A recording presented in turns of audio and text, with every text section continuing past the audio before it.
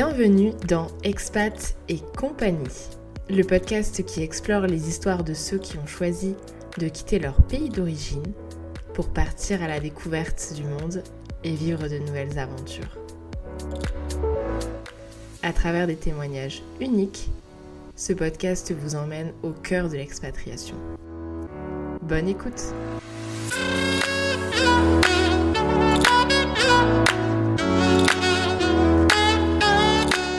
Bienvenue dans la deuxième partie de cet épisode où vous retrouvez Lucie et Alban en Norvège.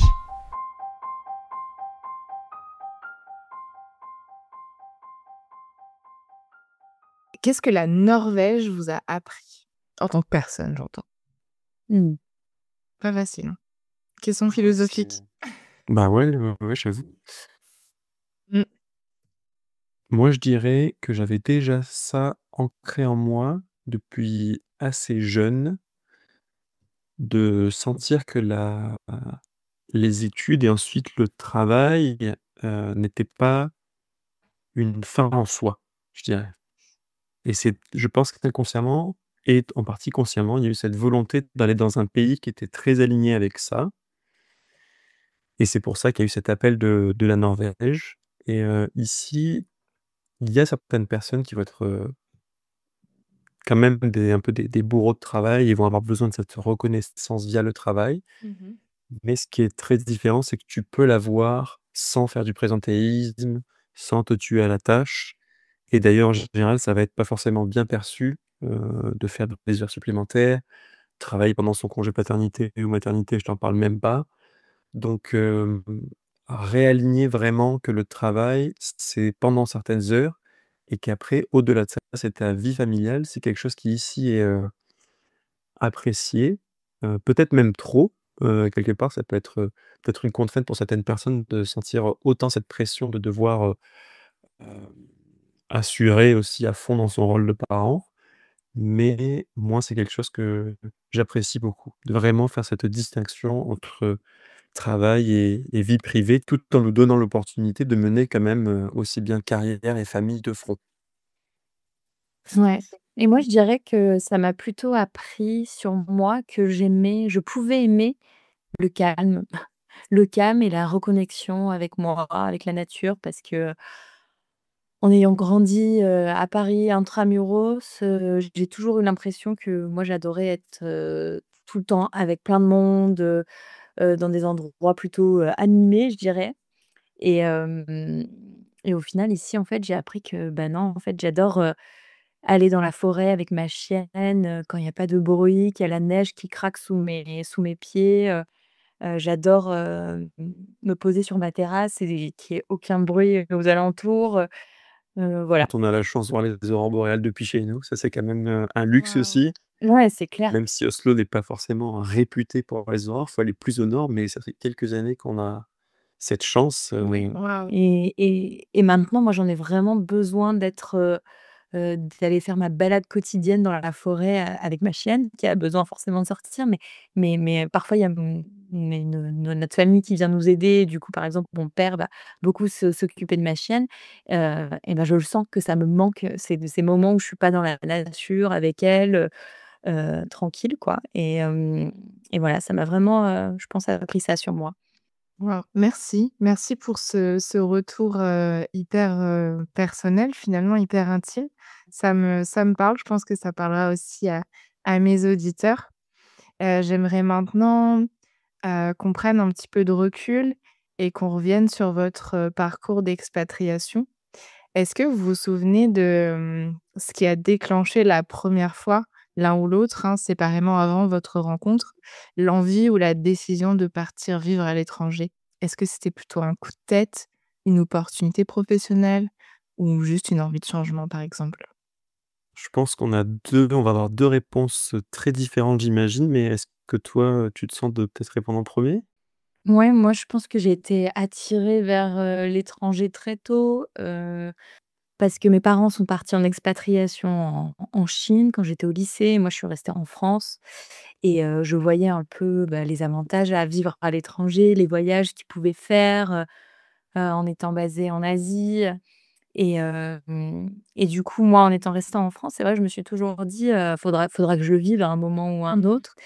Et ensuite, mais je dirais que pendant mes études, je suis plutôt partie en premier en me disant: «Il faut que j'apprenne, l'anglais, il faut que j'apprenne l'espagnol». Donc quand j'ai eu l'occasion de faire une césure pendant mes années d'études, je me suis dit, «Je pars 6 mois dans un pays anglophone et 6 mois dans un pays hispanophone et comme ça je reviens, trilingue». Bon, l'histoire a fait que, je suis quand même partie 6 mois dans un pays anglophone, mais après j'ai fait 6 mois quand même à Paris et ensuite, je suis quand même partie pour ma dernière année d'études. J'ai fait un double diplôme, au Chili. Donc quand même j'ai Mmh. choisi le pays hispanophone, le plus loin possible parce que, j'avais envie aussi de découvrir, de voyager, voilà, c'est venu un peu comme ça. Et moi, de mon côté, ça a été d'abord l'attrait pour, l'anglais. J'aime beaucoup les langues depuis très jeune et mon premier amour Mmh. linguistique, c'était l'anglais et ça a été déclenché, j'ai pas mentionné d'ailleurs, mais moi je viens du sud-est, une petite ville entre Aix et Marseille et je remercie, l'école et mes parents d'avoir fait ça. On avait reçu des Correspondant. Voilà, avec mon grand frère, on avait reçu, via un programme des correspondants pendant un été et ça avait été on avait eu des Anglais, ensuite on avait eu des Américains Ouais. et j'ai été fasciné par le fait qu'on puisse, bah, pas forcément se comprendre, mais qu'en m'apprenant quelques mots et expressions, on arrive à se comprendre et j'ai même encore des souvenirs, très, très clairs d'un repas où on m'apprend à dire: «Est-ce que tu veux du poulet? Et toi, est-ce que tu veux du poulet?» Et ça m'avait fasciné et à partir de là, on n'avait pas trop voyagé en dehors de la France, sauf, une fois, l'été de CE1, ça aussi c'est très clair. Pris la voiture, remonté toute la France et pris le bateau jusqu'en Angleterre et là, ça a été la révélation, en fait, d'être immergé dans un pays, étranger avec de nouveaux repères, une nouvelle langue. Ça m'a marqué à vie et j'ai adoré ça et à partir de là, j'ai tout fait pour apprendre, l'anglais, grâce à l'école, mais aussi par mes propres moyens, en ligne, à parler à beaucoup d'étrangers et puis voilà, de là, ça a été de faire un lycée international, faire Erasmus, faire un VIE et puis aller vivre à l'étranger. Ça a toujours été ce qui m'a motivé, depuis Mmh. maintenant, bah, tout jeune au final, qui Mmh. a été, ouais, déclenché quand j'étais tout petit. Ouais. Et du coup, une rencontre, au Panama, tu le disais tout à l'heure, dans le cadre d'un VIE. Parmi tous les pays où vous avez vécu, finalement, depuis votre rencontre, vous avez vécu où exactement tous les 2? Panama, Argentine et Norvège. On a fait 3 pays ensemble. Panama, Argentine et Norvège. OK. Est-ce que, vous aviez des attentes avant chaque départ? Moi, pas du tout. Avant je regardais même pas sur Google Images à quoi ça ressemblait. Le Panama, c'était plus, l'opportunité, du travail, du VIE et ouais, je me suis dit, «Ça sonne bien, on verra bien» Mmh. et pour tous les pays, à chaque fois, je me suis dit en fait, même Oslo, j'étais pas sûre d'aimer, mais je me suis dit: «Bah, on y va On verra, et au ouais. pire, on repart». Et de mon côté, c'était à chaque fois l'euphorie. Je t'en parlais plus tôt, à chaque fois, changer de pays, c'était un renouveau, mais pas forcément parce que tu veux, passer à autre chose et parce que tu veux mettre de côté ce qui s'est passé avant, mais c'était juste une manière de se réinventer, de rencontrer de nouvelles personnes, de prendre de nouveaux repères et de se bousculer soi avant tout Mmh. et ça, c'est au final une fois que je pense on a pris goût un peu à cet inconfort, en tout cas du début, ben, c'est comme souvent les tatouages ou Ouais. d'autres choses, on devient un peu accro, quoi. Comment est-ce qu'on se construit en continuité quand on change autant de fois de pays? Genre, j'entends, tu vois, ce sentiment d'avoir un foyer, une stabilité des repères, par exemple. Bah, tu parlais de se bousculer, mais voilà, comment est-ce qu'on se construit finalement en étant très bousculé? Ben je pense que, justement, ça me fait aussi rebondir sur la question de l'identité. Pour nous 2, t'entends que tu vois, le parcours a été, vraiment parsemé de pas mal de pays. Au final, je pense qu'avec le recul, on est devenus, experts à ce mode de vie quelque part.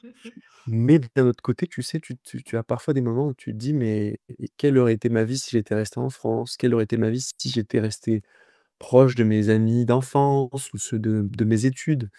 Donc il peut y avoir un peu des moments de flottement, comme ça. Mmh. Mais la notion de foyer, par exemple, ça, c'est vraiment pas une question que je me pose, en fait. C'est vraiment peut-être plus au niveau des relations, des perspectives de vie ou à quoi ressemblerait la vie, mais le foyer pour moi, ça a été, Bah, av pour moi, le foyer, surtout depuis qu'on s'est rencontrés, c'est toi mon foyer. ouais, voilà, c'est Qu'on ça. soit au Panama ou en Norvège, c'est on est ensemble et on change juste d'environnement. Donc je pense que ça, c'est une base, vraiment, Extrêmement solide. ouais, et qui fait qu'on se construit, ensemble dans des contextes différents et ça fait aussi changer de pays, ça fait partie de nous, en fait, de notre construction. C'est que, bah, voilà, on a rencontré plein de personnes avec des cultures différentes et qui nous ont changés, qui ont influencé notre manière d'être ou de voir les choses et en fait, ça fait partie de nous, juste. Ouais et elle m'a coupé la parole, mais je suis d'accord avec elle. Promis de ne pas forcer Oui, mais C'était très, à très dire la même chose. Ça allait être la suite de ma réponse. J'allais dire qu'effectivement le foyer, c'était le but. Je vous envoie des gros cœurs. Vous êtes trop mignons. En tant que couple, comment on traverse, ces transitions? Est-ce que ça soude finalement? J'ai l'impression, hein. En tant que couple, je trouve que ça nous a toujours extrêmement soudés et Oui. on est toujours un peu le repère, l'un pour l'autre. Ça peut être peut-être un peu, bateau. En fait, je trouve que c'est vraiment, une une force, ouais. Non et tu vois, il y a plusieurs, personnes qu'on a reçues, nous, qui sont des couples mixtes franco avec une autre nationalité et notamment une personne qui nous disait: «Beh, quand tu vis dans le pays de cette personne, mais que toi, tu es française, tu pas les mêmes, confrontations Ça va être oui, dur ça va être pour la ouais, personne de comprendre. ça va être plus dur. Ouais, voilà, ton partenaire, il peut pas forcément, te comprendre sur, les choses qui sont difficiles pour toi et cetera. Et ça me fait penser aussi, quelqu'un avait dit: «Tu te retrouves dans le pays de l'autre» et Mmh. nous, à chaque fois, on On s'est est retrouvés dans les pays qu'on avait choisis, en fait, un peu. Des ouais, pays des autres et nous, on reste français avec, nos cultures. Bon, on est quand même, une Parisienne et un Marseillais presque, donc bah, voilà, à la base, on Et a des cultures différentes, on était mais déjà expatriés, déjà en France, donc quand même, ça aide. Le fait d'être 2 Français dans un pays,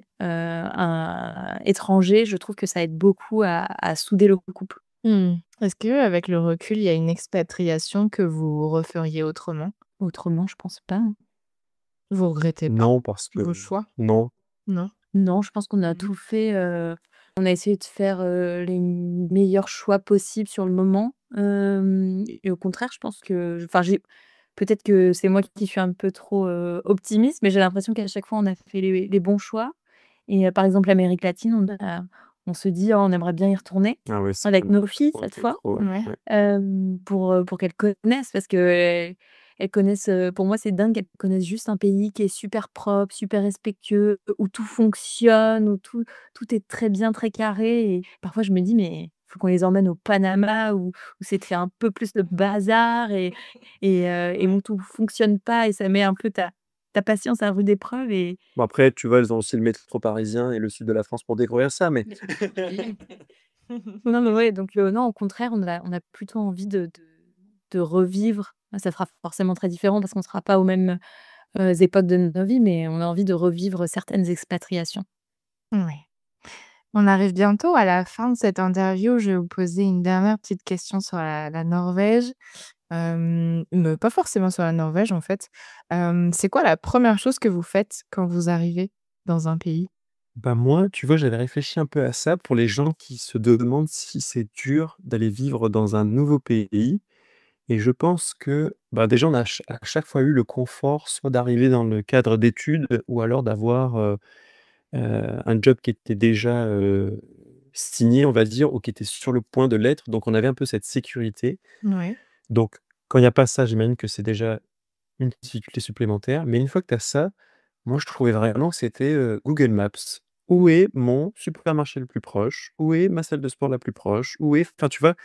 Comme un peu un copier-coller de tous tes petits besoins primaires, qui te rendent heureux dans ton équilibre.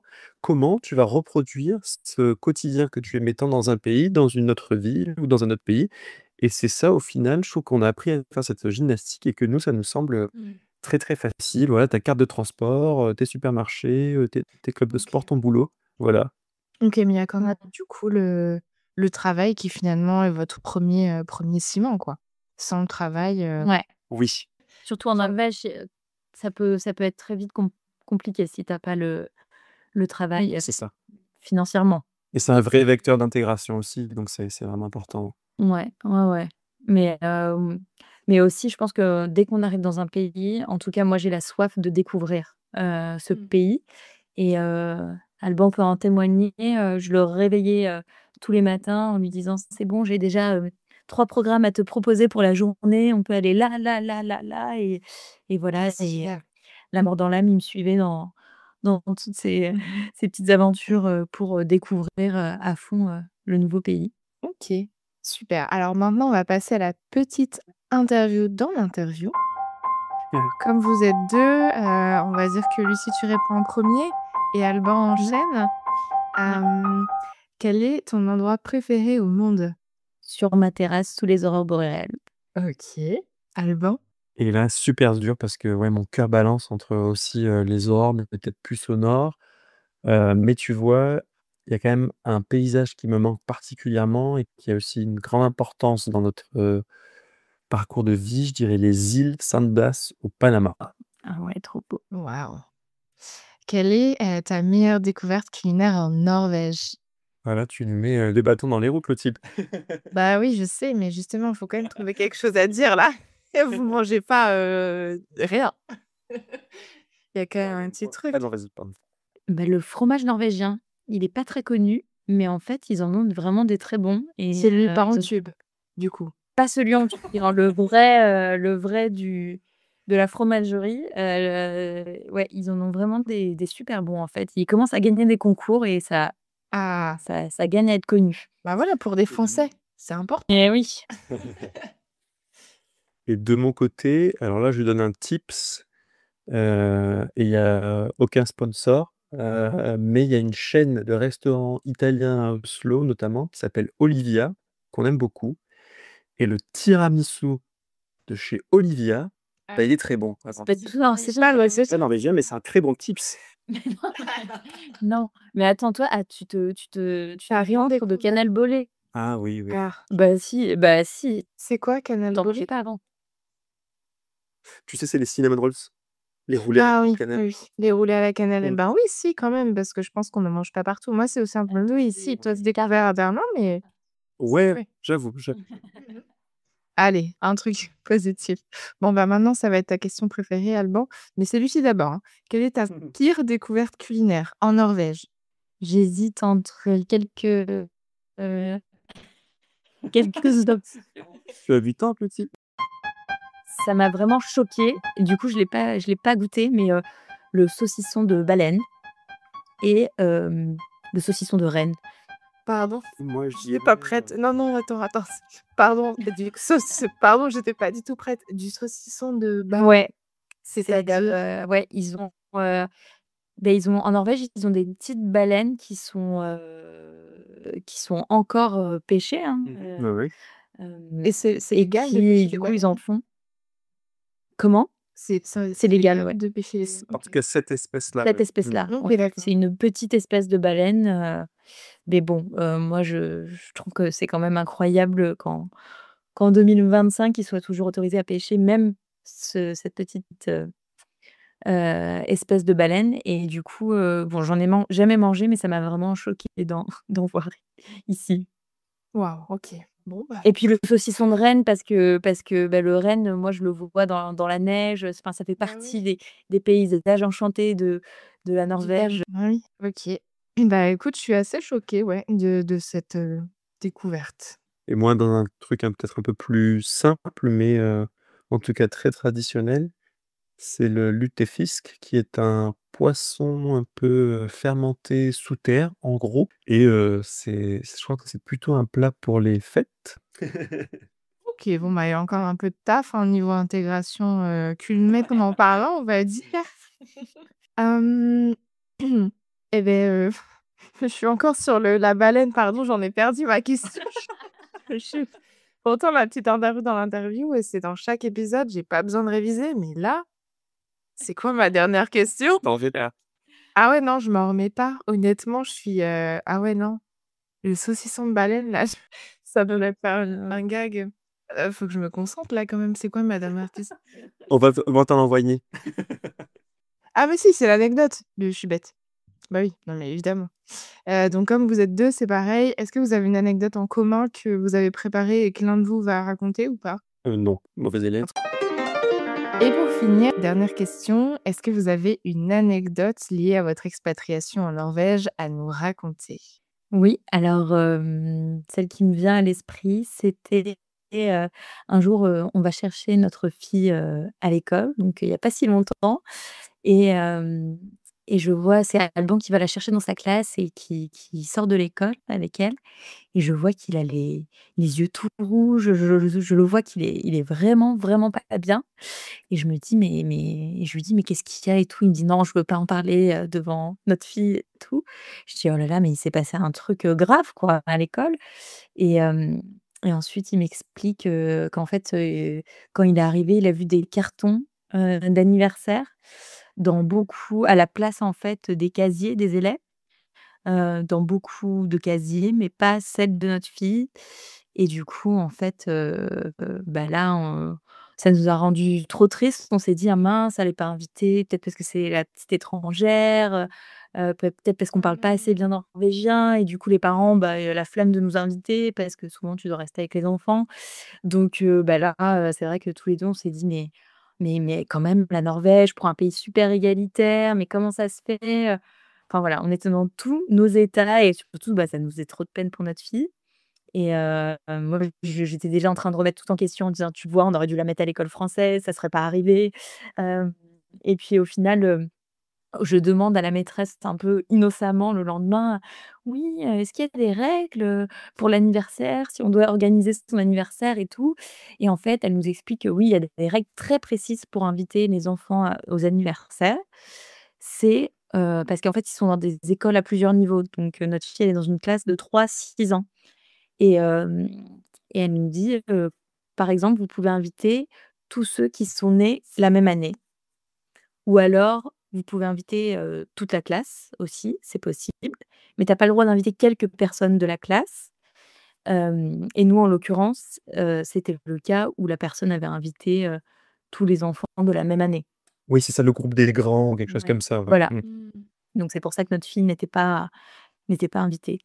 Donc voilà, donc comme ça, bah, ça nous a mis un peu, au clair sur les règles. On sait que si on veut avoir tout le monde, bah, c'est toute une classe entière ou alors, juste, l'année de naissance et donc ça nous a rassurés. Non, bah, super, bah, je suis contente pour, Fouette. Waouh! Oh non, ça m'a fait j'étais très rejetée. Bah oui, je me suis dit: «Mince», bah, Ouais, c'est tu aurais comme tu dis, c'est un pays égalitaire donc oui, ça faisait pas de sens. C'était bizarre. Enfin bref, nous arrivons à la fin de cette interview. Merci Lucie, merci Alban pour cet échange, c'était vraiment intéressant, super passionnant et à travers votre regard, j'espère que, bah, moi y compris et mes auditeurs, on a découvert un peu plus, la culture norvégienne, mais aussi ce que ça veut dire de vivre ailleurs, hein, finalement, sans toujours, rentrer, dans les cases. Si leur parcours vous a parlé, n'hésitez pas à aller découvrir leur podcast. Je vous mettrai des infos dans la description de l'épisode. Et comme toujours, merci à vous et merci aux auditeurs d'être là. Merci, merci, merci. Merci à toi, Merci Clotilde. beaucoup, Clotilde. Bonne écoute à tous. Merci d'avoir écouté cet épisode d'Expat et compagnie. Si cela vous a inspiré, partagez cet épisode autour de vous, laissez-nous un commentaire et suivez-nous sur les réseaux sociaux pour ne pas manquer la sortie de nos nouveaux épisodes tous les 15 jours. À bientôt!